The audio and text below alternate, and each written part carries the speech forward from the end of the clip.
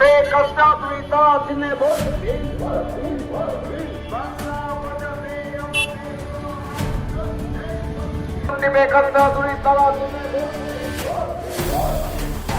রবিবাসরীয় প্রচারের আজ শেষ দিন।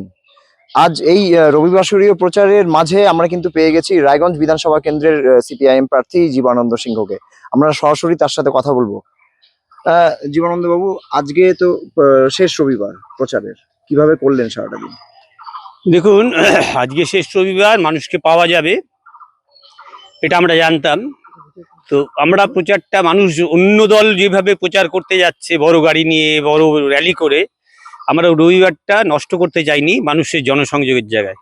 আজকের দিনে দাঁড়িয়ে রায়গঞ্জের প্রায় সব বুথে আমাদের ছাত্র যুবরা, আমাদের শ্রমিকরা, তারা বেরিয়েছে একেবারে মানুষের সঙ্গে আমাদের কথা বলার জন্য।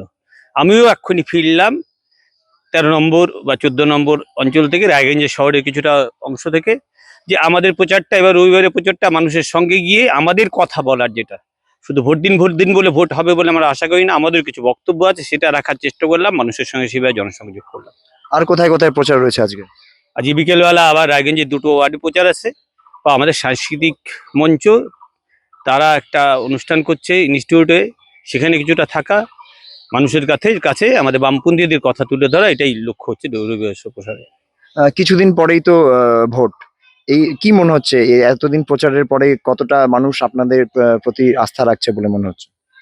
দেখুন, রায়গঞ্জ আমরা অনেক পেছন থেকে শুরু করেছিলাম, সেই জায়গায় রায়গঞ্জে যেভাবে সাড়া পাচ্ছি, রায়গঞ্জের মানুষ বামপন্থীদের কাছে যেভাবে আসছে, তাতে কিন্তু আমরা খুব আশাবাদী যে রায়গঞ্জে একটা অন্যরকম ফল এবার হবে। জেতার ব্যাপারে কতটা আত্মবিশ্বাসী? এখন অবধি যা অবস্থা আছে, লড়াই তো আছে, লড়াইয়ের মতনই লড়ছি, কিন্তু আমরা মানুষের যা সারা, তাতে আমরা জিতবো, এই জায়গায় আত্মবিশ্বাসী আমরা। একেবারে আমরা কথা বললাম রায়গঞ্জের সিপিআইএম প্রার্থী জীবানন্দ সিংহের সাথে, এবং তিনি জয়ের ব্যাপারে অনেকটাই আশাবাদী, এবং তিনি বলছেন যে যত দিন যাচ্ছে তিনি জনসংযোগ করেছেন এবং সাধারণ মানুষের সাথে কথা বলেছেন, মানুষ কিন্তু ধীরে ধীরে তাদের উপরে আবার পুনরায় আস্থা রাখছেন। রায়গঞ্জ থেকে দিবাকর শাহ ও নীলাঞ্জন দাস, RCTV সংবাদ। Eastern India's #1 boarding school, Himalayan International Residential School, Siliguri. Separate AC hostel for boys and girls.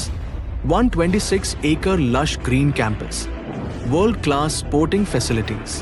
Admission open for session 2026 to 27. Hurry up. Limited seats.